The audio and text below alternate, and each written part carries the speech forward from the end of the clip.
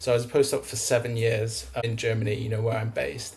And I'd really become quite locked in terms of becoming a PI. So I knew that I needed to get my own funding. So I had basically had this year where I called the all of nothing year, like 2019, where I just went flat out, basically, do as much as I could. And I was successful. I got some grants and became a PI and then started having my own students. But literally, as soon as I did that, I think I'd become so obsessed about getting to that point that I hadn't really taken some time to really question, whether that was right. Or I just sort of started that role and from quite early on started to question whether that was actually really what I wanted.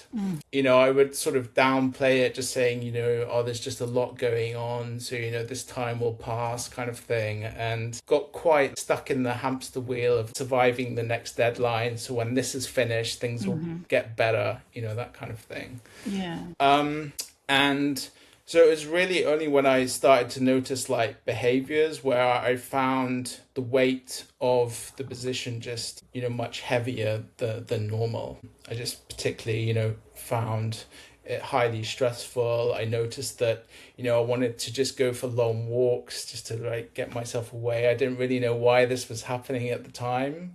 But then, as the longer it went, I started to finally acknowledge that, I needed to look into this a bit more. And that just started off quite, in very small ways where I just thought about what else I could do, in my situation. And I'd always been interested in like health tech. So, I was working in like MRI and whereas there was a spin-off startup that was focused on building apps for Alzheimer's disease. And I was kind of curious about what they were doing. So I started talking to people there and then just reaching out to some like local startups just to really find out like what they were doing.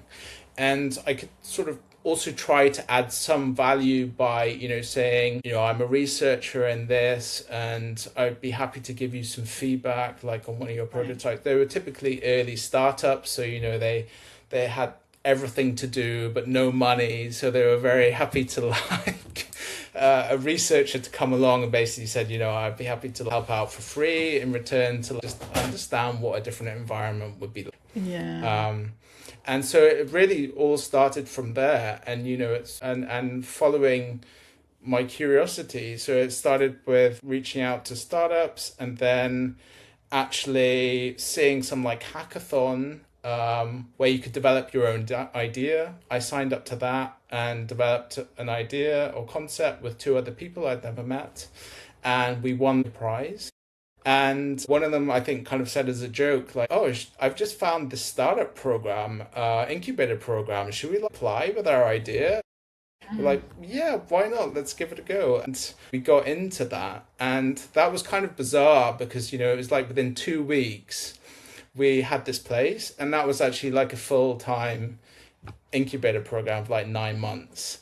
And that was, I think, the first time where I could really see myself doing something different. And that was psychologically a turning point where I'd sort of allowed myself to explore and actually acknowledge that I wanted to pursue a different path. I think up until that point, I always thought about doing something in parallel, but that startup program was the point that, oh no, I can actually see myself doing something different full time. This is like a really good story of being careful of not drifting. And drifting doesn't necessarily mean that you're not working hard. In your case, you were working very hard you worked hard to get a PI position, you worked hard to get the grants, you worked hard to get those students in your lab. So you were working hard, but you had never really zoomed out to say, is this what I actually want?